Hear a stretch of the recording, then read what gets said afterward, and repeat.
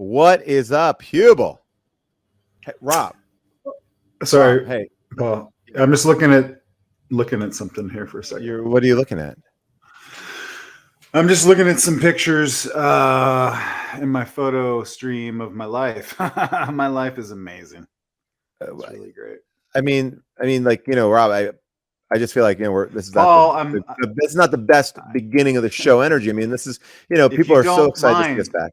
Yeah. If you don't mind, I'm looking at pictures of my great, outstanding, fun-filled life. Yeah, you've already said that. Everybody else on here, their life isn't as great as mine. First of all, I don't think that's a great way to start the show, by kind of like telling the audience that they don't have a good life like you have a good life. I mean, I don't know all of these people individually. Daisy, the hundreds of thousands of people.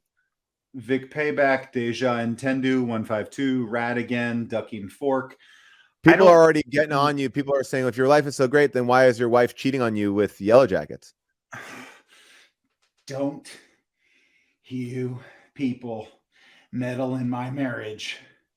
I posted something on Instagram earlier. I am struggling to save this marriage right now. I just found out that, now I'm really shifting gears. I was going from my great life to now my troubled life. Yeah.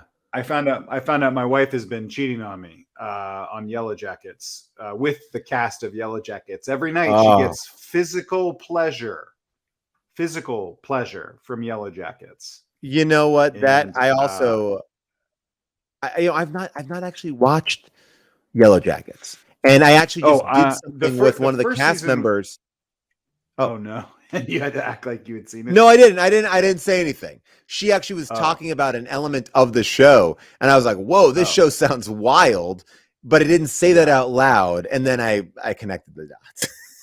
Yeah, I haven't seen this season. I did watch the first season, which was really fun and crazy. I think this season is really crazy. So anyway, my wife and I are on thin ice right now. She's cheating on you. Look, my wife does the same thing. It's a love affair. It's no different. It's no different than having some dude in my house.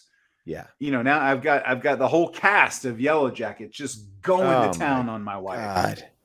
Well, Rob, I just really think that she's just watching TV. I don't think that like you should view it as like a sexual relationship.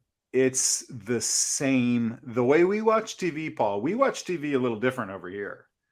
Okay. We take it pretty seriously.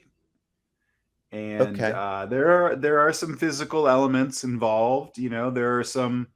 You watch TV in a very physical way, like we allow the TV show to do role play to our bodies. What do you mean? I can't control it. If a TV show wants to make love to me, I can't stop that. I really don't even understand what you're. I don't even understand what you're saying. Like, you're saying that the TV wants to make a lot. Are you just saying that you're jerking off while watching Yellow Jackets? It sounds like that's what you're doing. Are you a doctor? Like, do you even? No, I'm not. I don't know. I don't think I need to. Yeah, you're not. I can tell you're not a doctor. I can tell you're not a doctor. Okay, well, I've never said I was. Jack off. And that is the medical term, by the way. I did use the correct medical term. I know jack off is a medical term. I'm saying that's not the only thing that we do with TV shows that we like. Rob, I wasn't used to this. People are, first of all, they're excited to have you back. And now I think that they are forgetting that you really, in this mid-evening show, you bring the dirty. This is like Playboy After Dark, but it really is like Playboy in the evening. When Rob gets on here, as people talk, do you remember at the beginning of Sirius XM when you would drive around in your car and you would flip through the channels and they had like a Playboy channel and it was. Do you remember when we were on it? Yeah, there was a point where they were doing like sexual at like lunchtime. You're driving around and you just it was like, just the Playboy channel. Yeah, and it was like and not to mix adult magazines, but it was like Penthouse forum letters being read out loud. Yeah, that's what it was. Yeah. And it was so weird because a lot of their call-in shows were like dudes calling in for questions about like dancers. Like, hey, do you Yeah. really like guys that you dance for? And they're like, sometimes I do. You know, it was just like this idea that it was, and then you and I went on the morning show, and there was a poll. Something weird happened on that show. I They can't remember. flashed What was us, it? and we didn't Oh, feel that's what it was. comfortable with it. Like it was like, hey, you guys want her to it was flash? And we're like, no. unnecessary. It was we're on the radio. We're literally on the radio. This nice lady does not need to flash your boot. No one can see that. We didn't want it. We didn't ask for it, and it was like, and by the way, it was a normal talk show, but I guess the idea was like, hey, we're gonna do some titillating things here that you don't even know. You know, but yeah, that's so funny. I forgot about the Playboy Sirius channel. When's the last time I've been on this show? I've been away for a few weeks. I see people. You've been away for a few weeks. People have really been interested in where you've been, what you've been up to. And I have a lot of things to share with you where I've been, what I've been up to. But you were. Well, I'm filming my new show, Karate Dads. Which love this. Tell America about it. Okay, Karate Dads is a reality show. Love it. Where I go out to bars and restaurants and theme parks, and I challenge tough-looking dads to karate fights. And they have to be dads because part of the show is the humiliation in front of their child, right? The main element of it is you might get your ass kicked in front of your child, which is a big fear and a real motivator. So that's what I've been doing for the past like 6 months. I've been shooting Karate Dads. I go out, I fight a lot of these dads. Sometimes I lose. Most of the time, though, I win. I don't know karate, but I can kind of fake it. Yeah, I mean, you've seen me. Well, Rob, I mean, I would love for you to come on the show because I feel like you'd be good at fighting some of these dads. I really don't want to do that because I feel like it's bad karma, like in the sense that like I don't want to be challenged. I would hate to lose a fight in front of my own child. You know, well, you won't. I don't think that you will. You just have to you got to prepare. You got to take it seriously. You know, you can't let your kid. I mean, imagine the humiliation of your sons watching their dad get beat up by some guy named like Glenn or like Todd or something. I have to be very honest with you and share a story.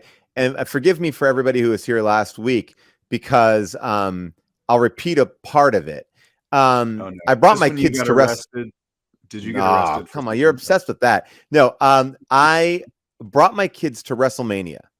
Right? It was at SoFi Stadium, 80,000 people on Saturday night, and my kids aren't wrestling fans per se. Like they enjoy going to a wrestling show, and I enjoy going to a wrestling show, but we don't follow the stories. Now, one of the cool things about WrestleMania is for the entire year, storylines are building and they culminate at WrestleMania. So one of the big storylines that I didn't know about was about Rey Mysterio and Dominic Mysterio. And Rey Mysterio is like an old school famous wrestler. He had a son, and over the course of the years, we've seen his son as like an 8-year-old kid grow up now to be a young, 20-year-old, and now he's wrestling with his dad. And so we're watching this playback of the father and son relationship, and my kids now are absolutely hooked. They are like so invested in it. And so what happens is, I'm just going to try to cue this up here a little bit. But now, what is that like taking? Because SoFi, I've been there for a couple Rams games. Like that's a huge venue. And it was for WrestleMania. That's a very specific clientele. I mean, Rob, it was sold out 2 nights in a row. 160,000 seats were sold for WrestleMania at SoFi, and one of the craziest parts of it was this idea that John Cena came back for it. The YouTuber Logan Paul, he wrestled. Snoop Dogg brought someone into the ring, actually Rey Mysterio into the ring. Cody, American Nightmare, he was there. It was a very big event, but this story about like a father and son basically was one of the centerpieces of Saturday. And I'm going to show you this thing. It freaked out my kids. And now my kids are watching this video and their minds are exploding because they don't understand all the things. They're watching a documentary about a son turning on their dad. And then the son comes out in handcuffs because he's been arrested again. And this wrestling match, I've never seen my kids lose their minds, like crying and screaming, and they were like jumping up and down, like and the whole way home they're like, Dad, I'll never wrestle you, Dad, I'll never do that to you. And I was like, you better not, I'll wrestle you hard if you ever come after. And so and we're having fun in the car, but they still think it's 100% on the up and up. Now June doesn't know I've really taken the boys to WrestleMania. She's what I don't really tell her, she doesn't have to know, so when they come home, they're like, Mom, this kid told his mom that she sucked, and then the dad beat him at WrestleMania. She's like, what? And so I basically show this same clips to June, and then June's like, how dare he? Like, so everyone in my family is like worked up about this father and son. It was the best. That's so funny. Wait, so you took the boys to WrestleMania and did not tell June you were taking them? She understood that we were going to WrestleMania, but June doesn't understand like what it even is. Yeah. I mean, the last time we went to WrestleMania, we all got COVID. I should be honest and say it was AEW. The last time we went to AEW wrestling match, everyone got COVID, and everyone in the audience is chanting, fuck you. Fuck you. So that was, June has been like, I'm not going to go to any more wrestling matches. And I was assured that WrestleMania was a little bit more family friendly, which it was, because he tells his mom that she sucks. He doesn't say like, go fuck yourself, Mom. Yeah. So, but that was it was a crazy moment. Man, but I just want you to see like what you're doing with this Karate Dad show. Oh yeah. Well, I mean, hopefully, I hope it can be as big as that.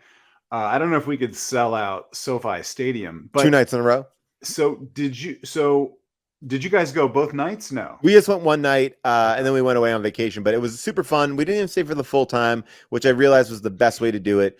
Yeah. Like I'm realizing now as I get to be a dad longer and longer that leaving early is the best thing you can possibly do. Well, for sure, your kids and my child too, they're at the age where like they don't really know, like eventually in a few years they're gonna be like, what? I'm not leaving this concert. Fuck you. Yeah, this of course. Great, But right now they're like, oh, okay, yeah, I want to go home and eat some goldfish crackers or whatever. Yeah, it's like we left home, we missed traffic. It was great. Like I'm now that person. It's like, hey, we got out of SoFi without any traffic. Perfect. Got home in 40 minutes. Rob, you were talking about your amazing life, and you were looking at your Instagram there, and I was like, yeah, I was just looking at my phone. Of so many pictures, and yeah, a lot of it's on my Instagram. Sure. I was like, I have a great life, but I don't really have like a great social media presence. I just don't really do it that much, so I have to find another life to kind of follow. I guess what I'm saying is, Rob, I can't just like reflect on my own life and think it's great. I have to look at other people's lives. And I'm always checking out this site here, which is the official Clint Eastwood Twitter page. Oh the one and only official Twitter account for Clint Eastwood. And I get to enjoy the amazing life of Clint. Like this, it said he just joined in March of this year. Look at this, like the great pictures like this, having lunch on the set of Hereafter. He's doing it. Branded picture, and then like this at Coachella. What? He's at Coachella, man. He's at Coachella pouring a beer, and how about this one? Picking out soapstones from a kitchen workshop. What the fuck? Clint is just doing it up, and you can follow this every day. There's a new picture, the one and only official Twitter account, and you're right. He joined post Musk. Have you ever worked on a Clint Eastwood movie? Have you? No, I auditioned for a Clint Eastwood movie and I got close to it, but I never got to do it. Have you? No, I have not, but I think I've auditioned a couple times. But if you ever talk to like the crew on those movies, they're like, "Oh, it's the best."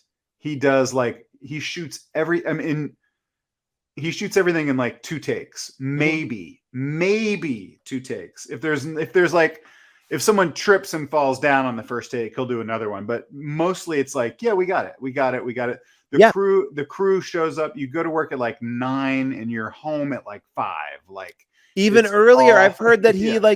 he raps so he can go golfing every day. So you're done at like 2 or 3 because he's getting the pages. Like it's the same way that Steven Soderbergh does it, which is like, oh no, like most people would take 6 pages. It would take 2 days. I'll do that by lunch. And I was on a movie like that, directed by Larry Charles, and it was the best thing in the world. Like he's like, we got it. Yeah. Go home. And you're like, and you feel guilty because you're like, did we get it? Like you're so used to a million takes, but don't you also feel like you might mess up? Like $1 Million Baby, a highly dramatic film with boxing, he was doing 1 or 2 takes. Yeah, I mean, I don't know, man. If you watch a lot of his movies, you can kind of tell. Like a lot of it is like, So okay. probably could have used the 3rd take. I talked to an actor Not Larry. No, Clint. I mean, yeah. but I think especially as he's gotten a little bit older, it seems like, yeah, we're getting the first takes out there, and I feel like there was a what was the I talked to an actor who did Unforgiven, and he's like, I went up to Clint and I had this whole idea for my character. It's like, Clint, I think that my character needs to be, on the side of the law, but he also has some like dirty dealings as well. And Clint goes, oh, I don't care. That's your job. You're the actor. And he's like, oh, but don't you want to discuss it? He's like, no, I direct. I'm going to put the camera on you. You do whatever you want. If you think that that's right, do it. You do it. I'm sure that like the studios are probably like, look, for a certain amount of money, it's totally worth it. It's like, who cares? Like, didn't that movie The Mule make $100 million? The one where he's like basically having sex in a hotel room with like young women and just bringing drugs across the country. Somebody look it up. I don't know. That's amazing. Check out Clint Eastwood's, because by the way, he brings he brings the 80 for Brady audience. Like, and I don't mean that in a derogatory way. It's like people come out to see Clint Eastwood movies. Now, explain 80 for Brady to me. I know you guys are friends with Jane Fonda and Lily, but yeah, I didn't see that movie. Please don't tell them. But what was that movie about? Was it about actually Tom Brady? So it was based on a picture in the newspaper. Basically, somebody saw a picture in a newspaper of a bunch of women that looked to be in their 80s. Wait, someone said The Mule made $174.8 million. Yeah, $174 million. That's what I'm talking about. The Mule made 174. How? Like, let's do some more checks. Give me let's go backwards beyond The Mule. Like, what Gran Torino? What did that make? $50 million budget. So it's a $50 million budget that made. I mean, people. I would be very surprised if those movies cost $50 million. Well, he's pocketing a bunch of it. I mean, there's not that much. There's not that much production value in them. It's but you know what? I'm going too deep on 80 for Brady. 80 for Brady was based on a picture in the newspaper about a bunch of older ladies who went to go see a Super Bowl because they're Tom Brady fans. So that's the premise of the movie. It's a road trip movie. Gotcha. And then did they have sex with Tom Brady? Is that the premise? They do. They all have sex with Tom Brady. Did they show that, or is it implied? It's implied, but it's one of those movies with subliminal advertising. Like the way it's like if you slow it down, Full Sail University, an ad will come up for Full Sail. Yeah, but you just the sex is underneath other images, so you think you're watching like a scene about like eating nachos, but if you were to pause it and slow it down, you would see hardcore penetrative sex. Now, let me ask you a question, Paul, and I don't want to come at you here at all, so I don't want you to feel defensive at all. But Gran Torino made $270 million. $270 million. This guy is making whoa, crazy. Now, I want to ask you about some of the commercials that are popping up in your YouTube feed. I noticed when you were showing the WWE clip, a couple of commercials that are clearly tailored for you. One was for Full Sail University, which I'm not sure if that's like a Scientology school or something like that. Don't you worry about it. And then the other one was for some sort of electric ab shocker device that gets your abs all ripped. Yeah. So that's are these the products? It's called well, first of all, can we just say it right? It's called Tactical Abs. Okay. The thing that was weird was his voice was quivering while he was wearing it, and I thought he might have had that like vocal cord condition. The vocal fry? No, but there's I forgot the name of it, but there's a condition, you know, where your vocal cords are kind of weak or whatever. But okay.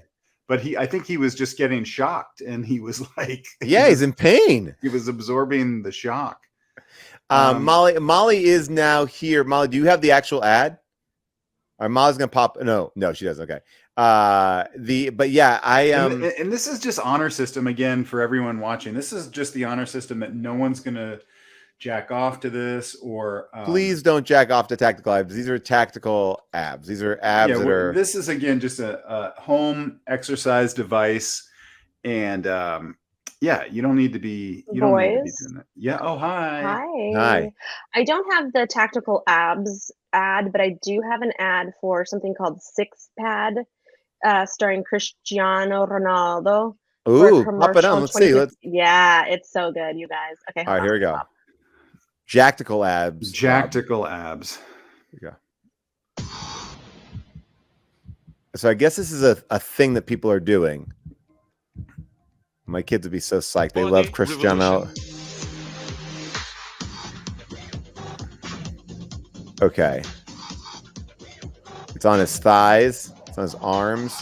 Don't put it on your taint or your balls. I'm telling you. So all it is doing is shocking your muscles.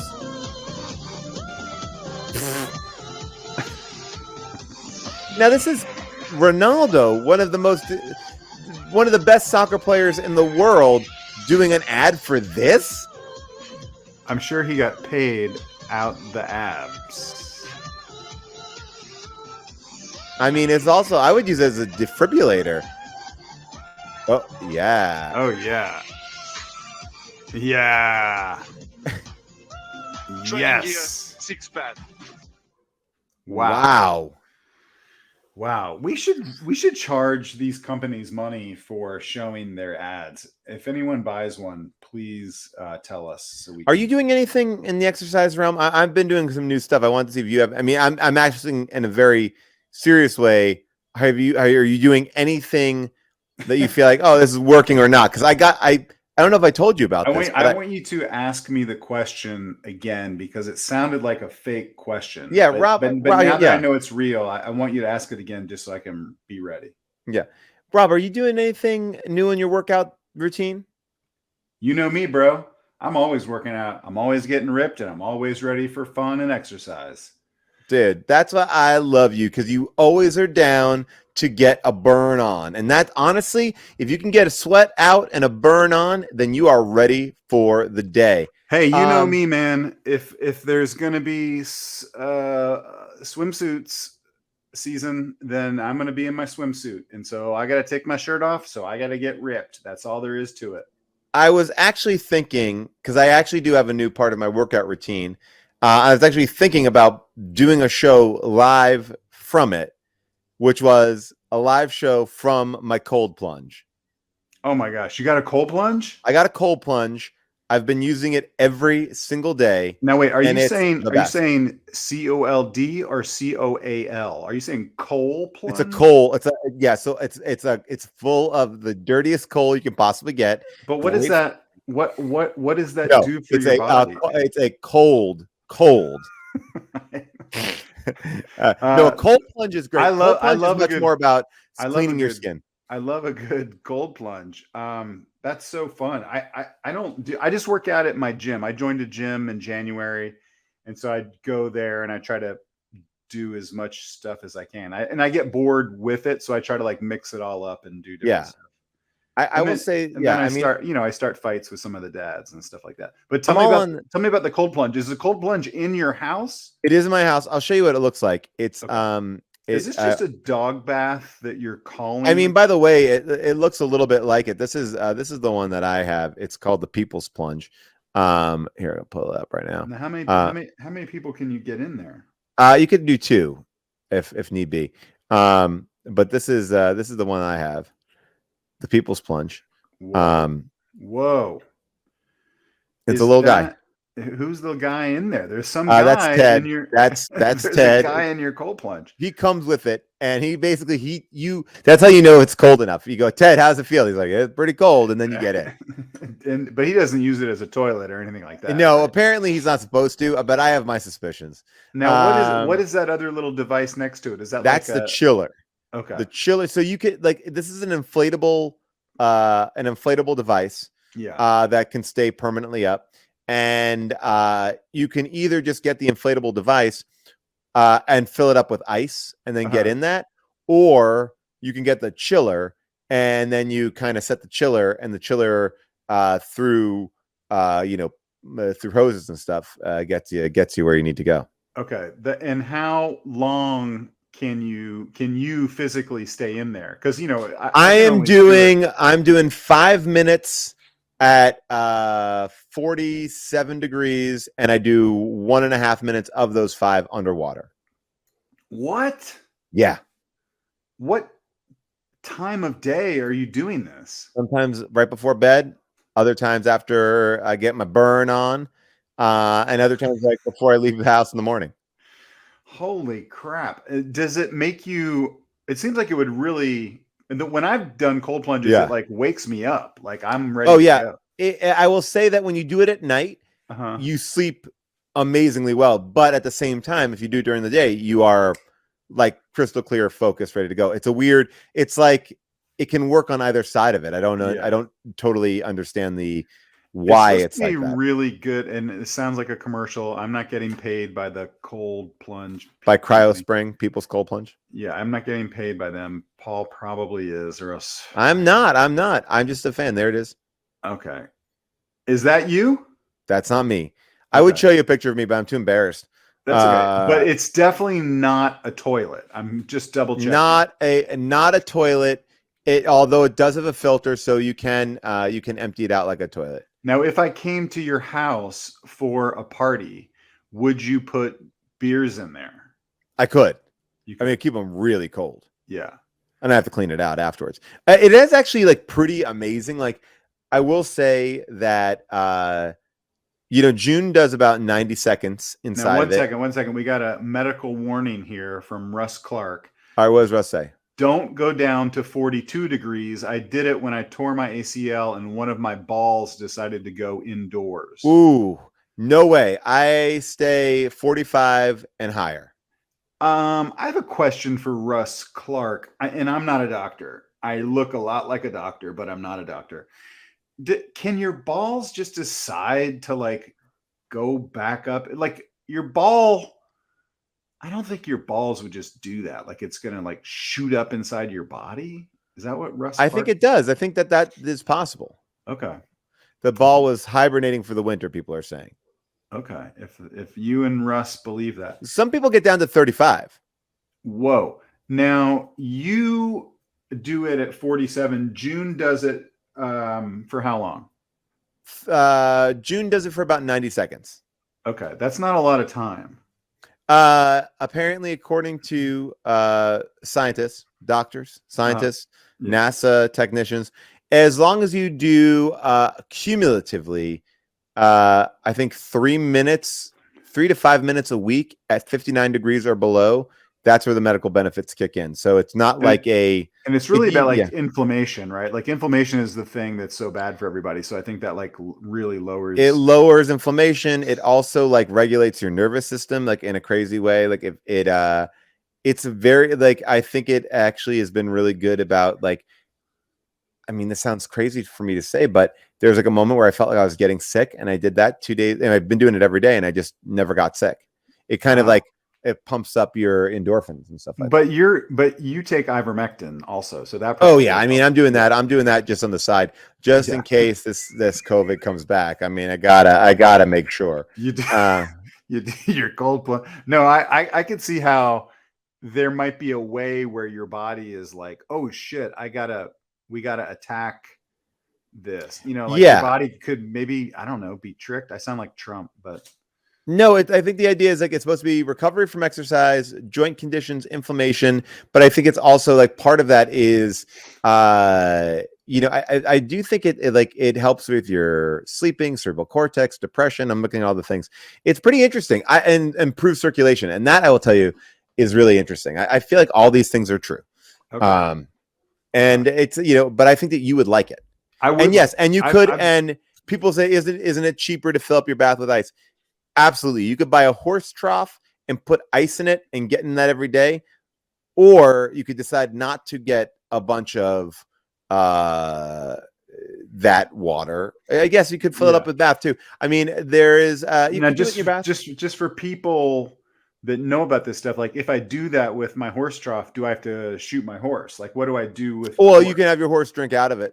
They like cold water. I mean, they love cold water. But I mean, I figured that you would actually be down with. I would like to do it. I do, because I've never been able to do it for a long period of time. I've never done the other one where it's like cryogenic, like where you go to a place and they have like a little, I did that once. I didn't like it. Didn't like it. I think you have to do it for about a week but they put mittens on you and then you stand there and then you're just cold and it's like. That didn't feel, I don't know. There's something about this cold plunge too. And I'll get off this because it's not super funny, but it's like meditative in a way. Like you have to be like, I'm doing something that I don't want to do. This is uncomfortable. And you're kind of breathing through it and you're focusing on your breath. And then like, that's why like going under, like I've been able to start to hold my breath for a minute and 30 seconds, which is like crazy. Wow. But it's like, but it is like this really zened out state. And then you just get up and you start doing your day. Yeah. Hey, Molly just said, and I just noticed that tomorrow is 420, and we blew it because we're doing the show today, and not tomorrow. Well, the reason why we're doing the show today is because I have a show tomorrow at Largo. We're doing a How Did This Get Made show, and what movie are you guys? Tomorrow we are doing a movie called Torque, which is like Fast and Furious with motorcycles, and we got a perfect 420 guest, which is John Gabris. He will be there. It'll be a lot of fun. We have a big show, but I am nervous about what the 420 audience is going to be like. At Largo, I don't think it'll be too crazy. I mean, at UCB, it was always crazy because those people were like going for it, Rob, it's already 420 in Ireland. Who said that? Brissy Joe? No, Brissy Joe's in Australia. Jim Jimmins. I know, but Brissy Joe, it might be 420 in Australia too. Or sorry, people are going to be he's in New Zealand. No Adam Scott, sadly, because Adam Scott's in New York shooting a great show called Severance. He's not going to be back for a bit. Are you watching? Well, we should talk about Succession offline. Are you caught up on Succession? I didn't watch the last episode, but I've caught up to like the big. I mean, I guess every week is going to be a big thing now. I don't know. I think so. Yeah, it's getting really good.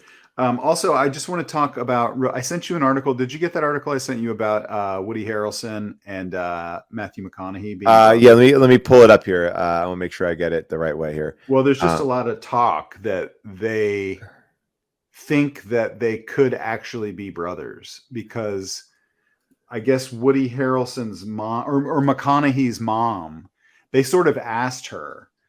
Yeah. Wait, what?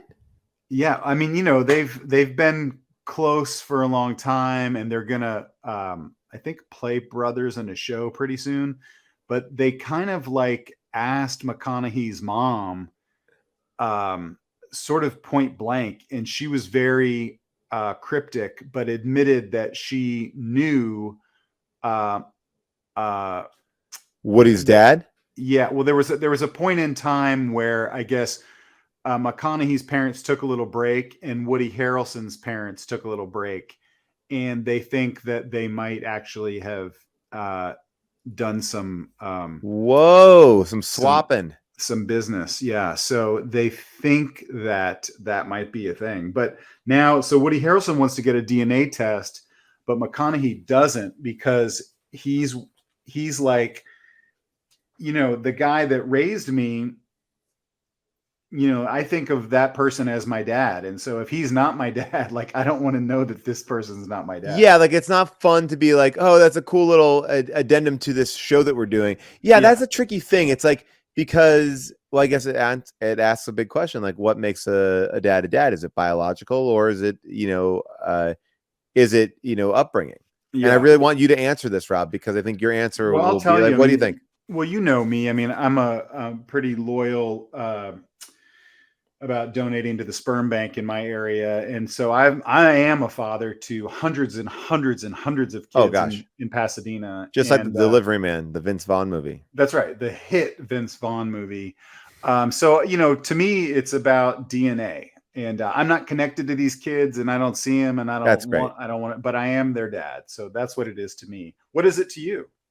Well, I just wanted to know for you, like, if you were to say, like, raising a child is important, it's not about biological. I was going to say, whew, because then I could finally just come out and say it. What are you going to say? Nothing. I just wanted to say, like, just wanted to tell you that if you believe that to be true, that the raising of the child is what makes a parent, not the actual, like, the sex part, then I could finally tell you something about your life. Don't worry about it. Don't worry. You know what? I shouldn't have brought it up. I shouldn't have brought it up. Are you my dad? Are you my dad? Papa? Biologically, Papa? Well, look, Rob, let's take a just like Woody Harrelson. Papa? Let's take a paternity test. Everyone tune in next week. This is not a rating stunt. We're going to take yes, Rob, I am your dad. I am your dad. Papa, I love you, Papa. I'm not your father. I just gave it. I just gave it away. I just gave the sperm in it. That's it. I'm just a donor. That would be a really great sitcom. Well, you almost became my stepdad. When my mom, my mom lost her husband, and you almost got in there. My mom was really making the moves on you. This is before you got married. There was a little window there where your mom was putting some moves on me, and also you remember there was a Human Giant sketch where where I tricked you to sleep. I was having a relationship with your mom, and then it turned out to be just you. Well, I think you were having a relationship with my mom, but then I heard about it. So to trick you, I started dressing up like my mom, and we started sleeping together. No. And then I took The sketch was that I was telling everybody that I was going out with your mom, but it was a prank. Oh, the whole time. Yeah, I never had a. Yeah, it wasn't. I thought I was doing it to you as revenge or something. Oh, by the way, this is something that you've talked about a few times. Since you were coming back, I wanted to do a deep dive on something that I thought you would find interesting, because you and I both, we love social media. We're on social media. We're on Instagram, obviously. I love it. I mean, look, I got my phone right here. Look, I got it right here. That's a pack of bubble playing cards. Yeah. Those are like basketball cards. Basketball playing cards. Well, not for kids, but oftentimes when you post something on Instagram, you'll start to see these in the comments, right? Yeah. You've seen these things like, I'm paying $5,000 to the first 7 people to hit me up now. Yeah, God bless, right? Yeah. I'm paying $5,000 to the first 7 people message me difficult times. And I was like, these all have to be fake accounts, right? But I went a little bit deeper and I wanted to find out who this was. So I followed Axel FXX Trading, and I was like, well, that's gotta be fake. And here the dude is in Miami. Wow, there he is. He's dude, got a helicopter in the same shot as his plane and his Rolls Royce. Which is so funny, because if you have a jet, the helicopter seems redundant to me. They get a boat, get a jet, a boat, and a car. Don't get a helicopter. It also seems like that helicopter is flying way too low to the airfield. He says here. He says, your opinion for yourself becomes reality. Now wait, is this a commercial? Are you getting paid by this No, guy? I just wanted to kind of find Okay. out what it was. And so Because like for all I know, you're out there, making deals with the cold plunge people. I'm not. I'm talking about the ab shocker guys. I'm talking about Axel FXX Trading in Miami, who says, in my uniform trader lifestyle, looking for what to trade the RR for. I guess the Rolls Royce. Yeah. And like he's got both doors open there. And oh wait, I thought I had his little thing, but it's like these are real. I guess this is real. Now, what does that guy trade? Is he in crypto? Is he that I couldn't figure out. Like I was looking at like when I looked at his bio, it was just basically like God bless trader, and I didn't want to click on the link because I thought I'd get a virus. Oh, okay. I don't know, but there is I don't know what the scam is there, but with all the people that say I'm paying $5,000 to the first 10 people like, I don't know what maybe the scam is. What is the bit? Like you follow it. You go, oh shit, I gotta get $5,000, and you DM them, and then you're following them, and then it's sort of like they get a follower, and then they can like give tips out. But that seems like a dumb. Well, isn't that what like the radio is like? Call right now. The 25th caller will get tickets to Metallica, and you call, and like majority of people aren't calling, or a majority of people are calling and not getting the tickets. So maybe there's like a correlation. Like, I don't know. Yeah, I don't know about that. I mean, somebody help me find out more about Axel FXX Trading in the chat. We'll go back. Oh, people say, they're gaining followers to sell the account and change the name. What? How can you sell the account because you have a certain amount of followers? Like what is that? By the way, this is Russ Clark, whose ball is still up inside of him. So I don't know if I take his attention is more valuable than money. Okay, it happens on Reddit and Twitter too. So this is like so basically it's just a way, I guess. So what they could do is if they get like maybe 2,000 followers, then they can sell it to like, Ab Tactical, and Ab Tactical and be like, we have 2,000 followers. It seems Tactical. Like a really low stakes hustle. Like how much are they? I don't know anything about that. So they can tell if followers are bought versus organically obtained. So if they can get people to follow them, then yes, I would sell my own mother for an account with 1K followers. When I first moved to New York, when I was like 25, one of my roommates, his girlfriend worked at a temp company. And so she would get me these awesome temp jobs because I didn't have a job at the time. Yeah. She was like, oh, just say that she was like, do you know like Excel like really well? And I was like, no. And she's like, yeah, you do. And then so I would just say, okay, yeah, I know all of this stuff. So she would put it on my little thing. She worked at the temp company. So she would just get me these like jobs where I would go in. I never had to do anything. I was a temp. Like they're not going to let me do anything important. Oh, I see. So I always was just too honest, and I never got those jobs. No, Paul, it's a new world, Paul. You can just say that you've done something and you did it. See, now my thing was I said to Twitter, hire me. I used to work at Circuit City, and I thought I was going to be like showing off TVs, and they're like, no, you have to do something else. By the way, we did find out some information here, just so you know, that an Insta account with 5,000 organic followers can go for around $400. I saw that. That's still that's a lot of work for $400. If you had to get 5,000 new followers today, I mean, I guess you could say, please follow me, guys. I want my $400. But like, I need some followers. I think it's hard to get, 5,000 followers if just straight out of the gate like that.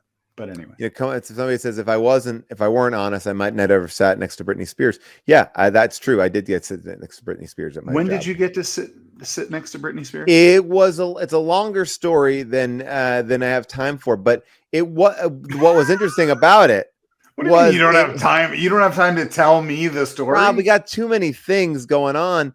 Okay. I actually just wrote this for my book, as a matter of fact, because it's I didn't know she was Britney Spears because she was yet to be Britney Spears. I got her like post Tommy Hilfiger campaign, or Did you say Hilfinger? Hilfiger? Okay. Hilfiger. I got to post like that campaign pre-video. Like there was some weird little gap until I saw her on TV. I was like, oh shit. But again, but that was at Circuit City. I did do that at Circuit City. Well, my advice to people watching this, if you're in the market for a job, is say you worked at Twitter, come up with some, cool sounding thing that you just see what happens, and then come on the show and tell us about it. I mean, what I always do, honestly, we want to hear your interview stories, but what I always say is I'm an artist, and what I do is, and then I also give them a piece of my artwork. So people, I'll say, I don't have a traditional job, but I've been painting pictures, and then I'll say, take a look at this one. And, people are like, oh, wow, your use of, brush stroke here is really beautiful. You really captured so many details of what it's like to be in a New York City diner. Wait, you'll pull this painting out at a job interview and say that you painted this? Yeah, because it's hard to track down who painted pictures. Like, that's really hard. That's why, I think that's why NFTs took off, because you could actually track it. I don't even get some of the, like, why are there two Jokers and from the same, I'm assuming the same movie, but then two different Al Pacinos. You're assuming the two Jokers are from the same movie, Rob? No, Rob, that is Joaquin Phoenix from Todd Phillips' The Joker. Okay. And that is Heath Ledger from Christopher Nolan's The Dark Knight Rises. All right. Well, I'm far away from my computer, but... And then that is the amazing Cillian Murphy, who is here in Peaky Blinders, but oddly enough, was also in the same movie with Heath Ledger. But he's not playing it. And yeah, you are right. Like, there is Bryan Cranston as Heisenberg, cooking up burgers in the background, and Tony Soprano is not allowed to sit at the table. But yeah, Scarface is having dinner with the one and only Corleone's son. Someone in the comments said, "Don't I host a movie podcast?" No, I don't host a movie podcast. That's why I didn't know that. Paul knew that. You didn't know the difference between Todd Phillips' Joker. I'm aware that there are two different movies about the Joker with two different actors. I couldn't tell from your painting. I couldn't tell from your painting that these were two different guys. Rob, their hairstyles, their outfits, their gloves, their posture. I worked very hard on this painting to show this is my crew. These are my guys, right? Oh my gosh, you got meth in the back. Tony Soprano's kind of running some sort of... Tony's not even allowed at the table because he's not viewed as a bad enough guy. Who's sweeping the floor way in the back? That's a deep one. That's a deep cut. Okay, well, tell me who it is. The Wicked Witch of the West. Okay, so it's every bad guy. Well, these are cool. Here, who's that? Tell me who that is. Where? This guy. Who's that? Who dat? Fucking, what's his face? You're not that good of a painter. I'm a great painter. Who dat? Pablo Escobar. Which I think you caught. Yes, that is Pablo Escobar. So now that's not an actor. That's the real Pablo Escobar.